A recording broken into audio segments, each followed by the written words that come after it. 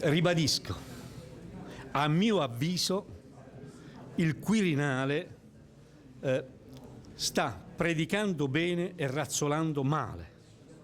Lo dico ben sapendo e rendendomi conto della gravità delle mie affermazioni. Ma egli ieri egli, Presidente della Repubblica, ha detto ai familiari di Borsellino e degli uomini della scorta morti e ammazzati, ha detto che non può esserci ragion di Stato che giustifichi un ritardo, un blocco o una impossibilità a ricercare la verità.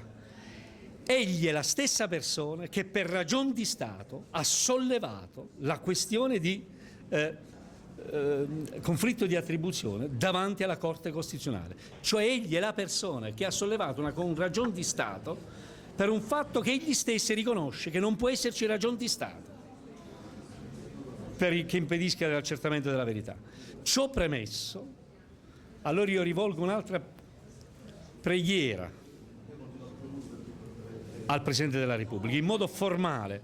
Lo dico in modo formale perché questa mattina abbiamo depositato un'ulteriore interrogazione parlamentare al Ministro della Giustizia, avendo come presupposto anche questa precisazione.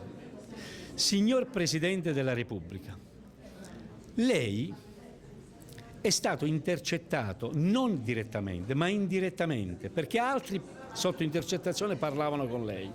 Questa volta è capitato a Mancino, ma le altre volte è capitato ad altre persone, per esempio a Bertolaso l'anno scorso. In Umbria pure ci sono delle inchieste in cui sono state intercettate delle telefonate di persone che parlavano con lei. Ma se proprio deve porre la questione di conflitto di attribuzione, perché non lo pone in relazione a quelle telefonate e non alla telefonate di Palermo? Scusi, forse perché in quelle telefonate lei diceva cose che si potevano ascoltare, potevano essere lette, potevano essere sentite, infatti sono state pubblicate e lei non si è offesa affatto, anzi si è magnificato. E questa volta invece lei si sente offeso? Ma cosa ha detto a Mancino che non vuole farci sapere? Se vuole davvero sollevare solo un conflitto di attribuzione, lo sollevi. È una materia importante, è una questione delicata, ma lo sollevi in relazione alle altre telefonate, quelle già rese note, quelle che già conosciamo, quelle su cui lei può sollevare una questione di principio. Invece lei lo va a sollevare proprio su questa questione, dove c'è qualcuno che le chiede di intervenire e di intervenire per fermare delle indagini che lo riguardano in relazione a un fatto gravissimo, una trattativa fra mafia e Stato. Signor Presidente della Repubblica, ma lei si rende conto che in questo modo sta tradendo la Costituzione?